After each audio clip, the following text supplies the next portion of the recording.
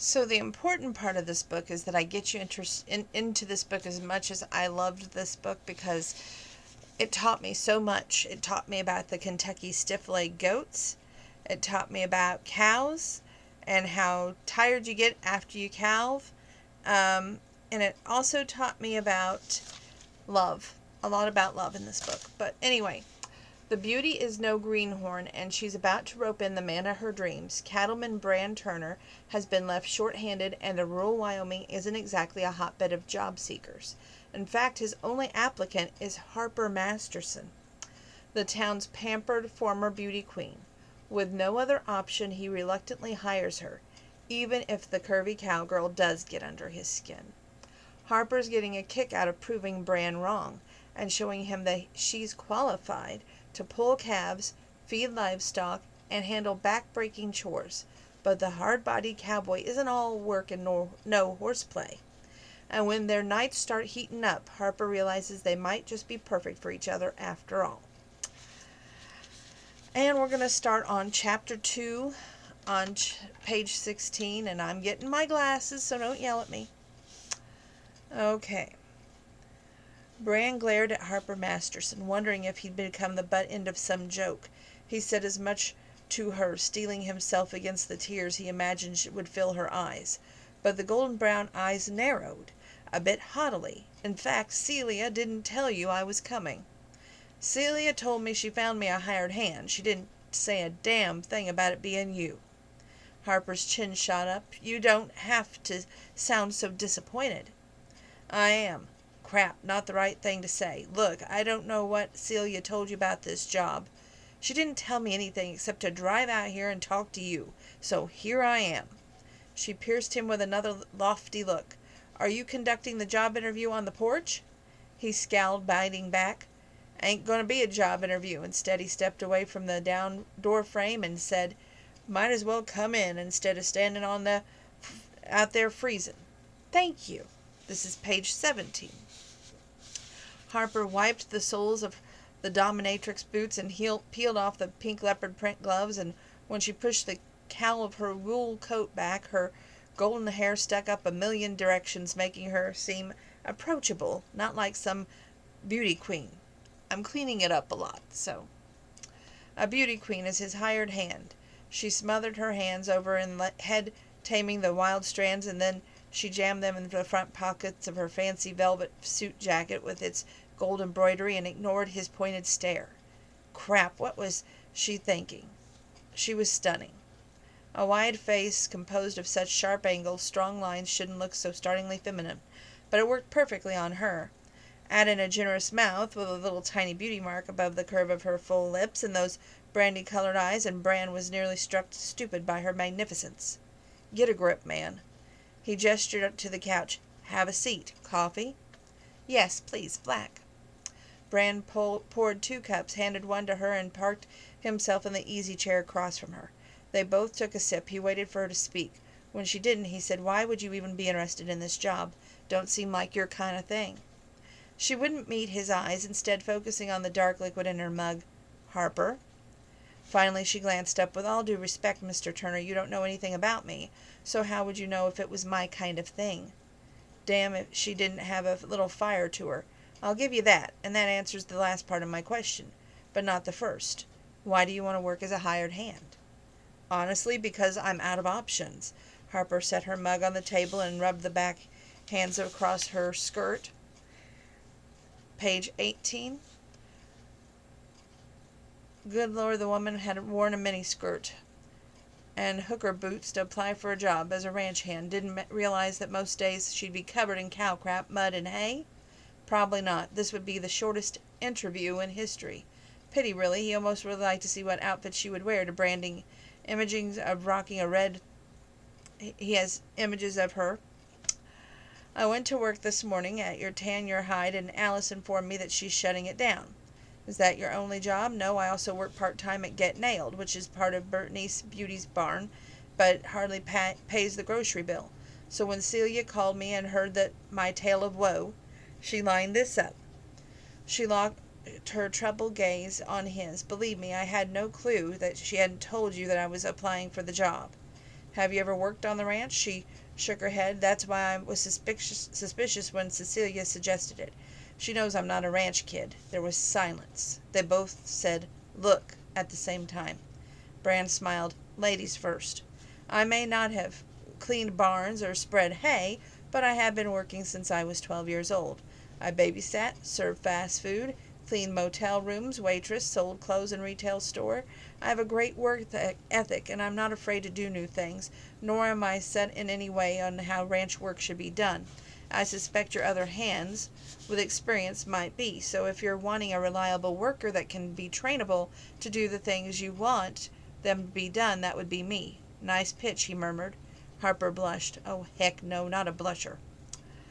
I don't want permanent employment, she said, foreboding his thoughts away from the image of her rosy. Why's that?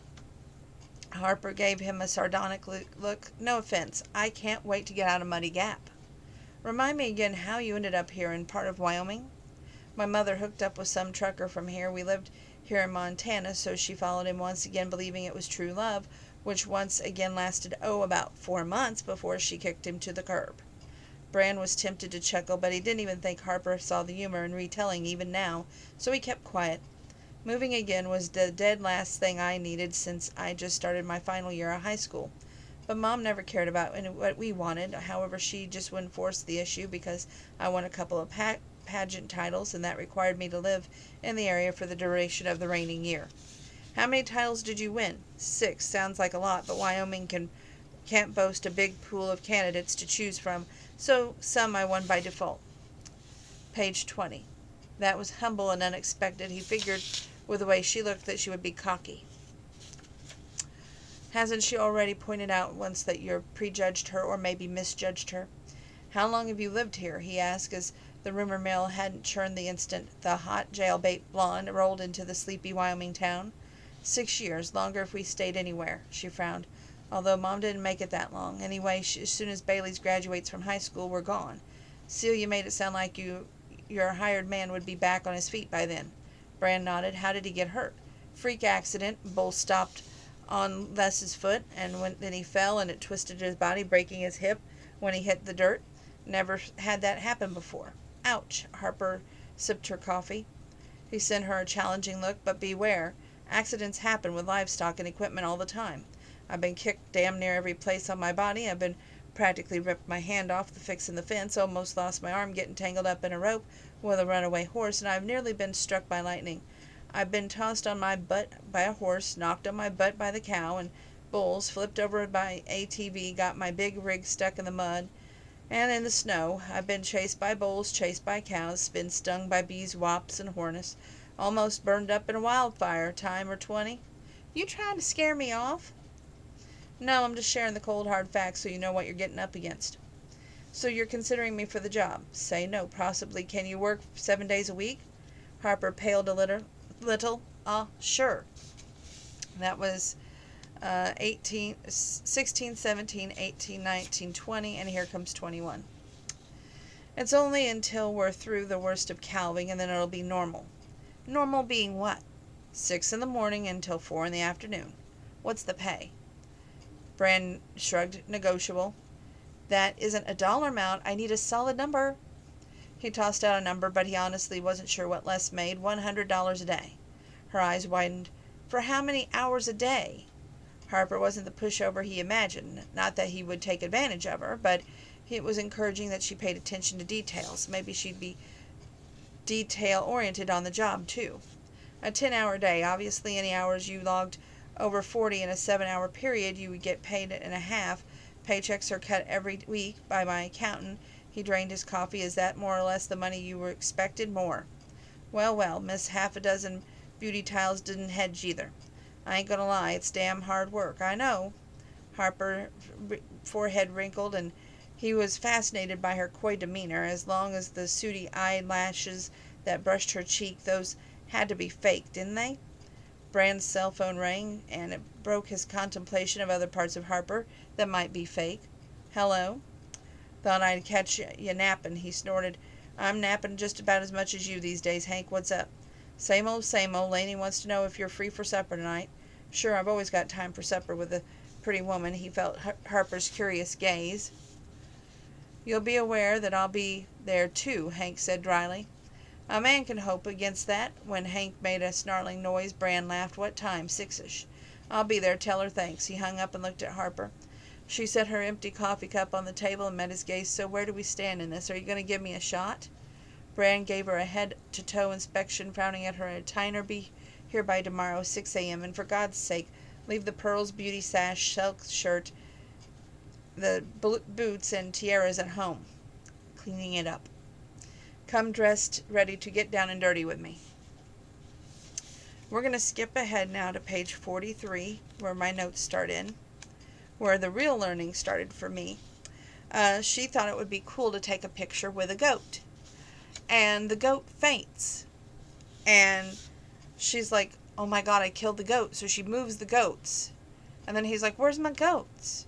And then they hear this kicking noise. And she's like, what kind of goat are they? No, this is the kind of goat that is called a Kentucky stiffleg. The odd thing is, when they faint wherever they're startled, and it starts a chain reaction among the other goats around them, they just faint dead away. Pardon the pun. How long do they stay like that?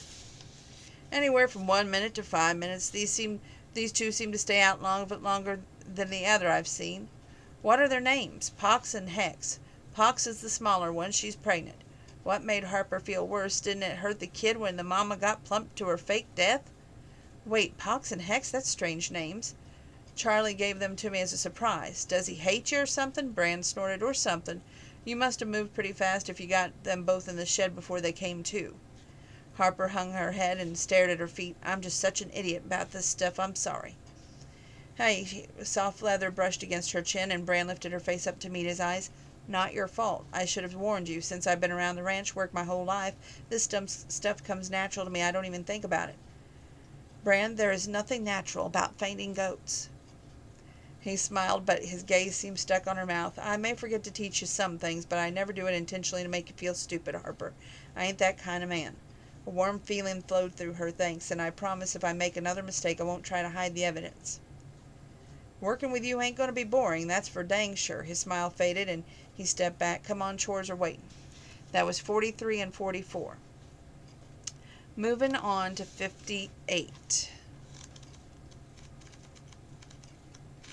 If I can find 58. I should have paperclipped this. It'd be a lot easier. The ATV got stuck in a lower gear. I glanced down at the RPMs and tried to shift, but it wouldn't budge. When I looked back up, you what? A bunny jumped out in front of me, and I swerved to miss it. Then I went sailing through the air. Guess I must have smacked the ground pretty hard, huh? Bran rested his hands on his haunches.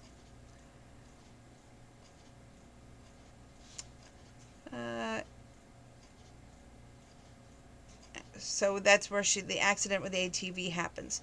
Now it says read page 61. Bran calls a veterinarian, August Fletcher, to check on Harper.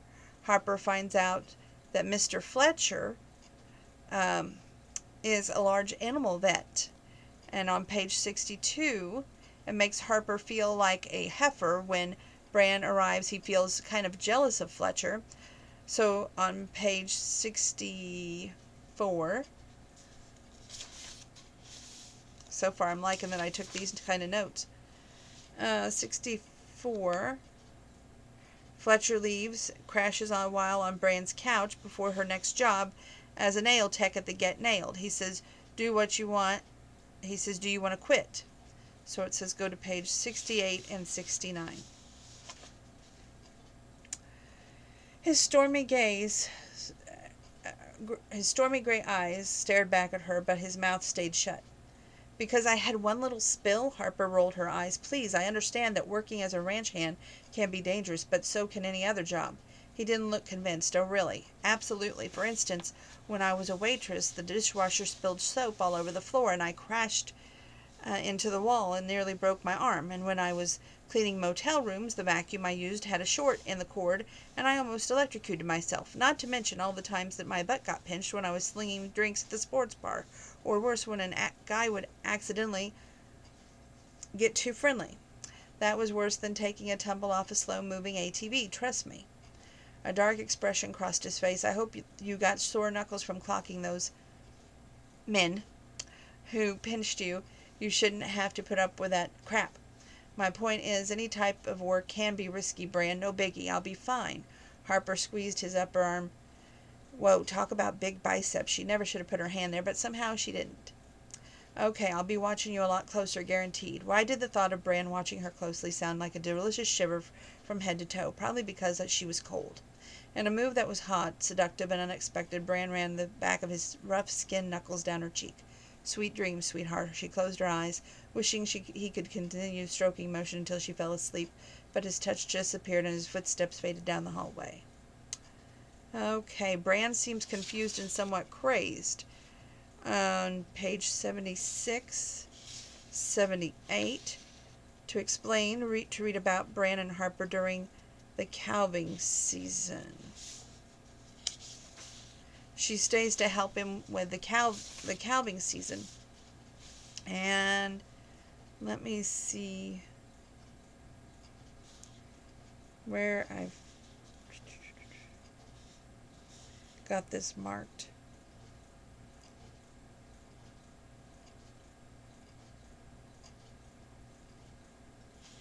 Okay, the day sped by, I'll bet almost in complete silence. Harper left the ranch, changed clothes, went home, and hoofed it to her second job. Nails, gossip, Bernice lightened the mood until an hour before quitting time when the front door chime jangled.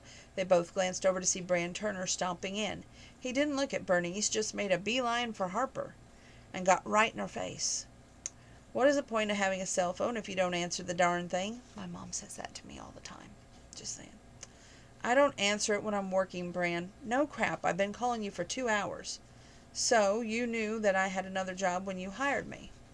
Now, what's got you all fired up important that you had to bust in here like an angry bull and chew me out in front of my boss?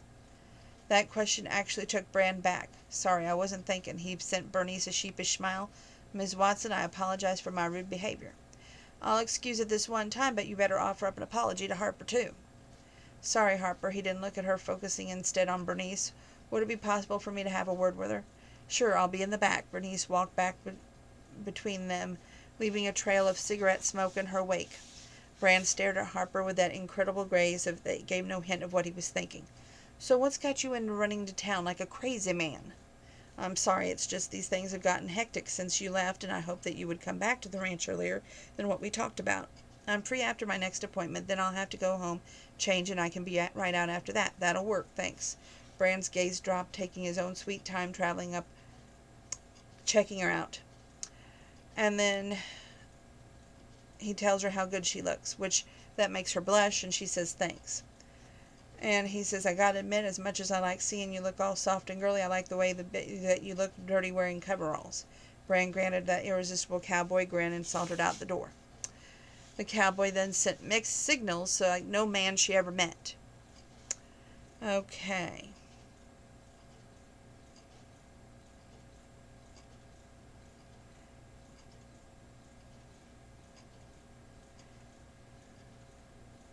Says Donna, don't go into too much detail. Let them read some of this amazing book on their own.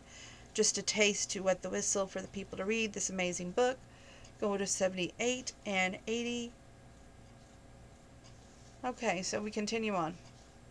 At 2 in the morning, Bran figured that they'd seen the last calf of the night. They had to pull 3, always a pain in the butt.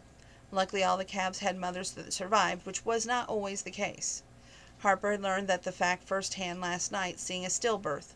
The mama cow mourned the loss of her baby with a series of frustrated bellows, and she kept licking the dead calf, nudging it, wanting to get up but not understanding that it would never happen. Harper's eyes had taken on a sad sheen, and she walked off by herself for a few minutes. Bran hadn't said a word to her when she returned. He just squeezed her shoulder.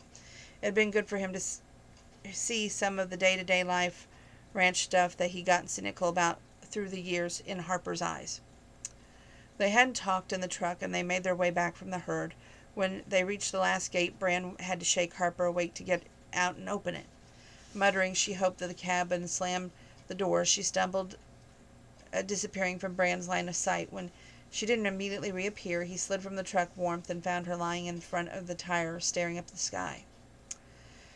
Crap, had she gotten hurt again? He crouched next to her. Harper, you all right? The stars are so pretty out here in the middle of nowhere, aren't they?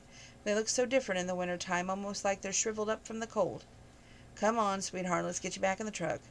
Her gaze snapped to his face. Yeah, you're kind of pretty too, Bran, and sometimes your eyes even twinkle like stars. She must have whacked her head in the spewing such sweet crap. He stood over her and enclosed her gloved hand in his. On the count of 3, I'm going to pull you up, and you'll need to help me, or otherwise I'm liable to jerk your arms out of your sockets. You ready? No, I'm really tired. Just let me sleep. You'll freeze out here to death. Count with me. 1, 2, on 3. He used the weight of his body to prop hers off the ground. As well as it worked, he also brought Harper directly against his chest, and he had to wrap his arms around her to keep them both from pitching backwards into the snowdrift. Oh, man. He's thinking about how wonderful it is and all that stuff. No, no, no. If he touched her or gave him any kind of encouragement, it's just too late. Harper gets a little romantic. That was fun. Can we do it again? No. Rather to get her to walk, Bran scooped her up in his arms and managed to get to the truck door and deposit her inside without injury. He was dead on his feet as he opened the gate, drove through, and closed it. What seemed like an hour later, Bran parked and shook her up. Harper, wake up. Where are we? At the trailer. Something must have clicked because she climbed out on her own, beat him to the door. She stopped. What are you waiting for? For you to unlock it. He snorted. I never lock my door. Someone might break in. He shut the door and turned off the porch light. You seen this piece of crap trailer I live in, right? I ain't got nothing worth stealing. But you have all these cool fishing doohickeys in your spare bedroom. I know. I peeked. That sounds like my language, just saying. Fishing doohickeys. He fought a laugh. Harper yawned and swayed into the wall. He steadied her. Whoa there, tired. I know. Let's get you out of these clothes before you crash. Okay. Okay. It says page 89, start with the part of calving. Okay. Part of calving is being completely exhausted, and that's why I needed the help. I can't do it on my own. To be honest, I don't remember a whole hell of a lot from last week. It's a blur. I'm fairly sure I didn't do anything stupid to endanger the cattle by falling asleep at the wheel and running them over. Harper smiled. It was really sweet of him, trying to make her feel better. We're in the midst of the worst of it. About 2.5 more weeks from now, we'll be back at the regular ranch for chores. For the rest of the time, we'll be working here. It'll be kind of seeming boring.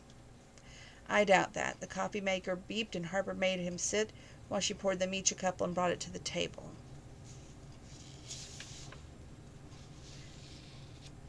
Usually I mark where to stop, so that's what I'm trying to look for. Okay, I did. He leaned back in his seat and stared at her and held the mug between his big hands. Since you spent the night in my bed, should I be offering you to make you breakfast? He asked with a sulky growl. Her face heated to the point that she probably could have fried an egg on it. Bran. Damn woman, I love to see you blush. Really, he did. It's all dorky and all splotchy faced like a 14-year-old girl. It's sexy, he countered with another one of those rumbling growls. Makes me want to find out firsthand if that pretty pink flesh covers your whole body, not just your cheeks and your neck. Harper managed to look at Bran in the eye. Do you tease Les like this, or are you doing it to me because you think I won't fight back? I give Les 10 times more crap on a daily basis than I given you. Bran shrugged and sipped his coffee. It's just the way I am. Is this where you tell me you wouldn't tease me if you didn't like me? Yep, he smirks, but from what I've seen, you can hold your own, so don't be afraid to call me on my crap if you think I'm full of it. Bet on it. Okay. Says Donna, go to page 96, 97, 98. Okay.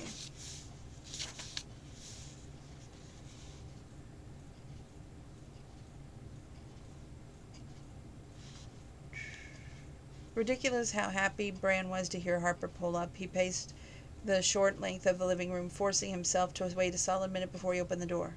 Then he left like a total heel because her arms were loaded with stuff. Hey, what's all this? Harper didn't say anything until she set the plastic grocery bags on the table, started to unload the containers. I hope you don't think I overstepped my bounds as your employee, but I had food left over from our supper, so I brought you some. Bran tried not to stare with her distrust, but he became wary of women who had a little extra food. They always had an ulterior motive, usually a night or two in his bed, but some made no bones about the fact that they wouldn't mind cooking for him every night. Nothing sent him into a full retreat faster than a woman thinking she could be set up by housekeeping with him. Even a woman like Harper, who is gorgeous, sweet, funny, and sexy as crap. Before he could figure out Harper's motive, she began putting all the containers back in the bags. Well, what are you doing? Taking it back to the truck. Why? She gazed coolly at him. You don't want it. I was stupid to assume that you would. It won't happen again. Guilt kicked him in the butt. Look, Harper, it's nothing personal. I just get suspicious of women who want to feed me. No need to explain, boss. She sidestepped him and reached for the door before he stopped her. Gosh darn it. Wait a second. I'm being nice. I'm cleaning it up again. She blinked those hard whiskey-colored eyes at him. It's a knee-jerk reaction, okay? I know you're not one of those local women who see a bachelor and think the way to my heart is through my stomach, and I'll be so damn grateful for a home-cooked meal that I'll propose marriage. We both know that ain't the case with you. You're leaving the beginning of the summer. When her eyes didn't soften, Bran swore, Jesus, I'm doing all this wrong. You did say something nice for me just to be nice, and I threw it back in your face. I'm sorry. Really sorry. Been a long time since anyone has ever done anything nice for me without wanting something in return. Obviously, I don't know how to act, and my grandma's probably spent in her grave, so if it ain't too late, I'm starved. The food smells great, and thank you for thinking of me, Harper. Her lips curled into a smile. Apology accepted, but you lost any hope of me dishing it up for you. Hell, I'm such a bore, I'll probably just eat it right out of the damn container. She handed over the plastic bag. Have at it. Bran spread everything on the table and opened the fridge. You want a beer? No. She paused. You know what? On second thought, yeah, I'll use a beer. Me too. He popped the tops of 2 bottles of Bud Light. Oh, you want a glass or something? She shook her head and took a long drink. He grabbed a fork and lifted the lids of the food lasagna, some kind of veggie salad and bread, soft, fresh, homemade bread. He might actually have moaned a little. God knew. His mouth was watering like a busted sprinkler. He took a bite. Yep, it was delicious as it smelled. Neither spoke as they shoveled every morsel. He mopped up the last of the red sauce from the lasagna with the last hunk of bread. Then he pushed the chair back and sighed. That was amazing. Can you cook like that every night? Yep, I've changed my mind. Will you marry me?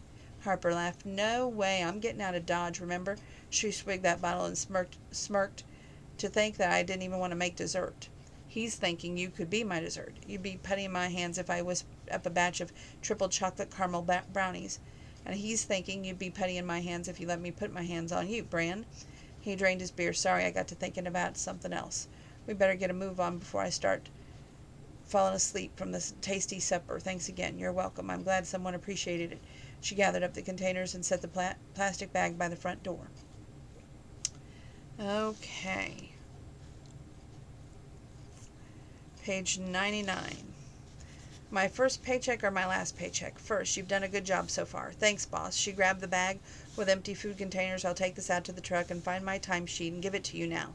That way I won't have to come inside when we get back. But, he said to the door, slamming in his face, even when Bran swore to himself that he'd done the right thing, reminding Harper of their employer-employee relationship, her clipped reaction stung a bit, and he suspected it'd get a whole lot colder in the weeks to come. Okay. We enter a new character on page 108, Rainier Jackson.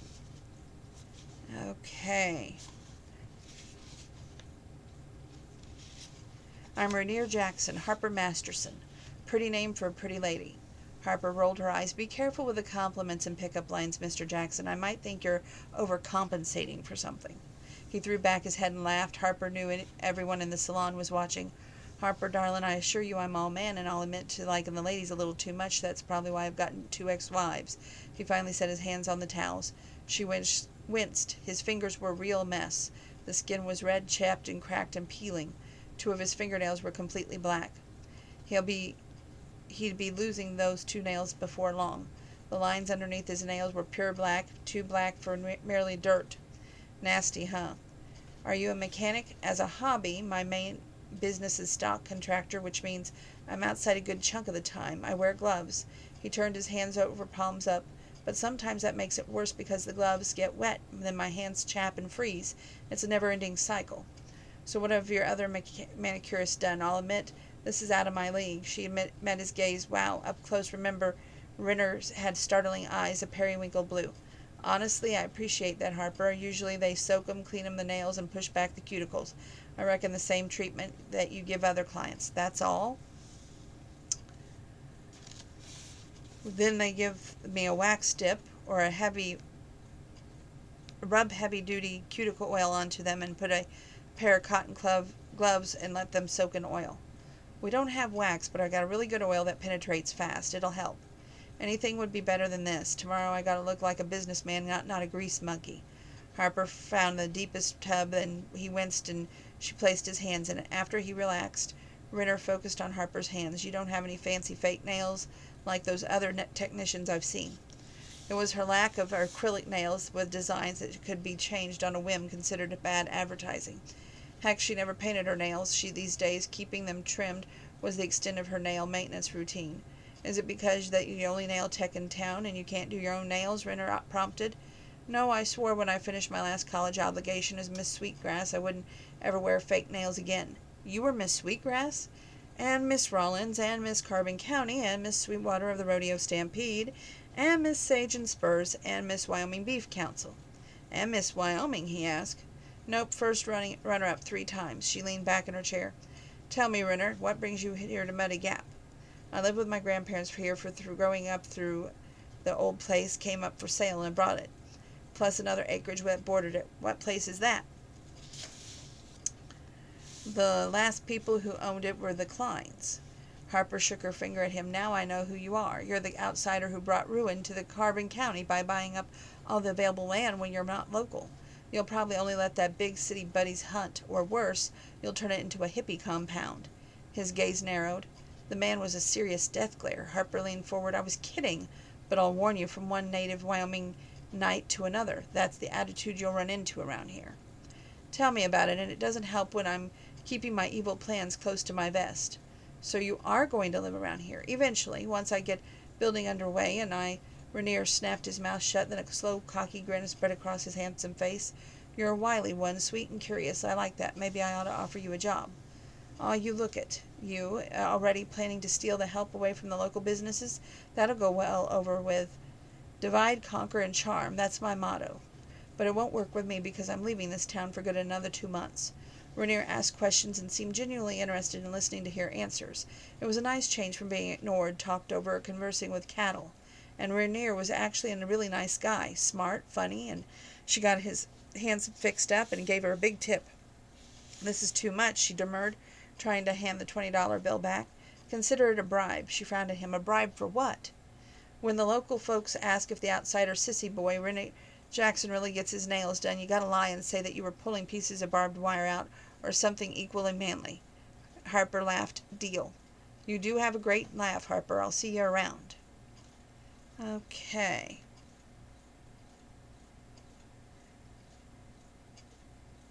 So it says keep going until the paragraph. Okay.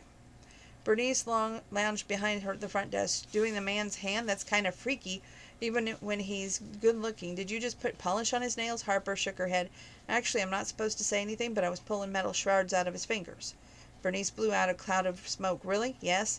He was welding and thought soaking them in hot water would bring the metal pieces closer to the surface. It worked. She smiled brightly. I got most of them and he was happy. And we're all about happy customers here. Okay. So Ralph tries to assault Harper at a bar. Harper defends herself, but Brand steps in as well. Brand comes to check up on Harper on page 134. Now, I don't introduce Ralph to you because I think Ralph is a really rough and tough tumble character, and I don't like him. So if you want to know a little bit more about Ralph, you've got to read the book. Okay, it says we start at 134 and we go to 139. That's probably where we'll stop tonight at 139, so we can pick up tomorrow on page 163. But anyway, let's see where it says to pick up here. Open the blanking door, Harper. Brand now.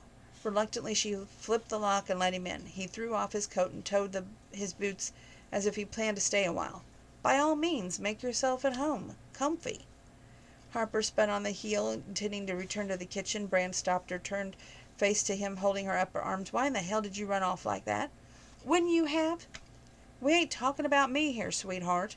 You sure felt entitled to speak for me when Ralph was already on the ground, didn't you? Maybe I wanted to call the sheriff. Maybe I'm sick and tired of this harassment. That's not what. His look of surprise fueled her frustration with him. You know what, Brand? Just go. I cannot deal with you right now. Tough crap. I ain't leaving till you talk to me. Harper broke his hold on her. I'm not on the clock here at Turner Ranch. I owe nothing, including a conversation, so back off." She sidestepped him, but he followed her to the kitchen. She took the mug from the microwave and dunked the tea bag, not offering him a cup. Maybe he would take the hint. Okay. She meandered back to the living room and curled up in an easy chair instead of the couch, so Mr. Helpful couldn't sit next to her. Wrapping her hands around the mug, she closed her eyes and willed this day to be over. Cupboard doors opened in the kitchen. Footsteps came closer and stopped. When Harper heard the sound of the glass clinking against the glass-topped coffee table, she opened her eyes. Brand set 2 juice glasses and half-empty bottles of Jameson whiskey between them. He poured the amber liquid in each glass and held one out to her. "Trade ya." Harper allowed the exchange. Brand would get his way no matter if she gave in now or 10 minutes from now, and for some stupid reason his high-handed behavior didn't bother her. He lifted his glass. "To you knocking Ralph in the dirt where he belongs." She raised her glass to toast and tossed it back. The shot, a full-body shredder, worked free as the alcohol searched her throat and hit her stomach. "Ah," Brand said after drinking his whiskey. "You want another?" "I'm good." "Yes, you certainly are." Brand poured a drink and studied her with a look of admiration. "Tell me where you learned to defend yourself like that." "My sister Liberty.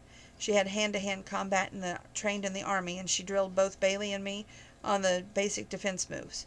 "Was tonight the first time you ever had to use it?" Harper shook her head. "Christ!" Brand consumed another shot. "It shouldn't have to happen, none of it. What should you have done to prevent it?" His gaze met hers and held. "If I hadn't been such a chicken crap and had asked you to dance, that would have been me sitting with, and you wouldn't be alone. I sure as hell wouldn't have let you walk outside alone." She permitted a small smile. "You are so sure that I would have danced with you." A rare vulnerability flashed in his eyes. "I figured maybe I could guilt you into it, being's I'm your boss and all." Silence. His gaze fitted around the living room. "This is a nice place." Harper choked back a laugh. "Right. It's a rental. You fixed it up nice. Looks a lot better here than in my trailer." He pointed out to the colorful display of the top of the bookshelf. "Are those antique perfume bottles?" "Yes, they look cool lined up like that." "You aren't here to praise my decorating skills, Brand." "True. Then why are you here?" "Because I needed to make sure you were okay." "Thank you. But as you can see, I'm perfectly fine, so you shouldn't feel obligated to stay." "Obligated." Brand laughed a little bitterly. "You have no blank clue what I feel." He reached for the whiskey bottle, thought better of it, and dropped it in his hand. "So tell me what you feel." "You sure you want to do this, Harper? You brought it up?" Those were amazing silvery gray eyes were locked on her. "When I say I understand, that ain't speaking to you as your boss. It's speaking to you as a man." She gulped. "Okay. That kiss knocked me for a loop, mostly because I've been fantasizing about kissing you since the day you showed up at my place." Harper's pulse spiked. "I probably ought to not be telling you this because I never wanted you to compare to me that piece of crap, Ralph." Brand squinted at her. "He offered her a job at the Sea Mart, didn't he?" She nodded. "Last fall, Tumbleweed Motel, closed for the season." I surely don't want to read all this stuff. It says read to page 139. "But there were conditions." "What kind of conditions?" "He said he'd give me a prime morning shift if I promised to be in his bed by 30 minutes after my shift was ended." I declined. He was honestly surprised I didn't jump at the chance to jump him. Since I turned him down, he goes out of his way to say nasty things to me, like tonight, calling me stupid, a two-bit blank, telling me that I'm exactly like my mother, and he makes me feel dirty. Brand's hand tightened into a fist on her thigh. "Am I making you feel that way?" "No, God, no." I said, "Brandley, you'd do it. Maybe not happily, but you'd respect my choice. Ralph makes me feel like he's doing me a favor, coming on to me like I'm somehow beneath him, but he loved nothing better than to literally have me beneath him. It's screwed up, and I'm sorry you got dragged into it tonight." Instantly, Brand was out of his chair, looming over her. "The only thing I'm sorry about is that you had to deal with him, that slimy person, at all, and I didn't get to beat him into a bloody pulp first."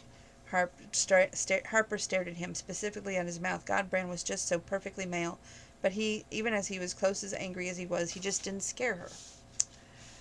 "The last time you looked at me like that, I kissed you," and he warned her into a deep rasp. "I know. Damn it, Harper, tell me to stop. I can't." He swore softly before he pressed his mouth to hers gently at first, and then inhaled her in a raw, consuming kiss. He dragged her out of the chair, and they were together. She melted, and as far as they kissed, Brand didn't restrict her hands. Okay. Sometimes he can't think straight for wanting you, but neither of us is in the right frame of mind to do anything about it tonight. There was his gentlemanly side again, pity. Harper wouldn't have denied him anything, but the last thing she wanted him to feel was they acted on attraction, and that would be regret. Do you want me to stay here tonight? He murmured against her temple. I could crash on the couch. She laughed softly. And just how long do you think that would last? Bran nipped at her earlobe, but it was worth a shot. Really, Bran, I'd be fine if Ralph came after me. You sure? Yep, he's lazy, and the fun is all gone for him now that he knows that he's been harassing me. Bran's hand framed her face. He kissed her forehead, her cheeks, her chin, and her mouth. Come over tomorrow. A little dizzy from the tender ministrations, she blurted out, I thought I had tomorrow off. You do. This is not about work. There's a lot between us that don't have anything to do with you being my ranch hand, and we need to talk about it instead of ignoring it. He kissed her with surety and seduction. Then he released her. Bran slipped on his boots and his coat, his gloves, black cowboy hat, gave her one last smoldering look, and that would keep her warm and whole through the night, and he said, lock the doors after me, and then he was gone. Okay, like I said, we'll pick this up tomorrow at page 163. I know you all will be sitting on the edge of your seat. Make sure that you are staying safe, well, and healthy. Wear that mask. I know it's not as sexy as my Cole Hauser mask, but wear your mask. And make sure that when you can't wash your hands, you have your hand sanitizer nearby. I love each and every one of you. Until we meet again tomorrow.